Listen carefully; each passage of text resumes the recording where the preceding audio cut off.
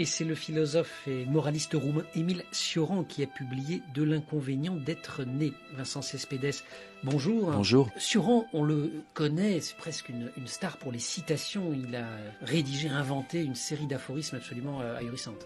Mais je crois vraiment qu'il a écrit avec dans l'optique les moralistes du XVIIIe siècle, les moralistes français notamment, et c'est un moraliste quelque part, même si sa morale est une morale du désespoir, de l'absurdité de la condition humaine, et on a affaire aux effroyables vérités révélées sur notre condition.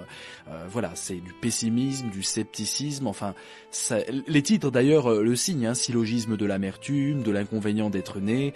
On est dans de l'autodérision aussi, il y a beaucoup d'humour dans Cioran. Il critique les grandes idéologies constituées, c'est une entreprise de démythification de tout ce qui est ambition, idéologie, tout ce qui meut les hommes. La désillusion érigée comme un art de vivre absolu, mais enfin ça donne pas tellement envie de vivre. Eh bien, paradoxalement, c'est comme tous ces penseurs un peu sombres, je pense à Fernando Pessoa, par exemple, même à Beckett, ça donne une énergie colossale parce que le but de la vie, c'est pas tellement l'optimisme et le youplaboumisme, c'est quand même l'idée d'être dans la tragédie, dans l'intensité de la vie. Et Cioran nous révèle l'intensité de la vie. D'ailleurs, même s'il vante pas mal de fois le suicide dans ses écrits, c'était plutôt un gai compagnon, très sympathique, et qui disait que quand même la vie valait le coup, parce que la vie, il y a toujours de l'imprévu, il y a toujours de l'aléatoire, il y a toujours du mystère. Et il refusait d'être qualifié de philosophe. Oui, évidemment, il était très modeste sur ça.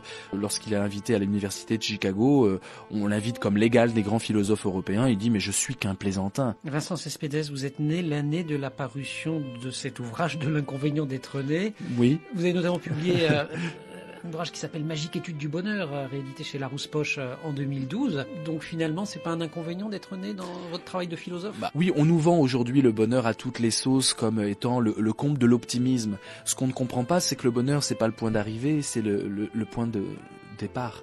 C'est-à-dire, je suis heureux, j'ai de l'énergie, j'ai envie de me lever tôt le matin, et la question du bonheur, c'est que dois-je faire de mon bonheur ? Où le mettre ? Et Cioran apporte de bonnes réponses, mets-le dans un travail de libération des illusions et des chimères, c'est le travail philosophique. Vincent Cespedes, merci beaucoup. Vous êtes, je le rappelle, philosophe et Magique étude du bonheur a été réédité en Larousse-Poche en 2012.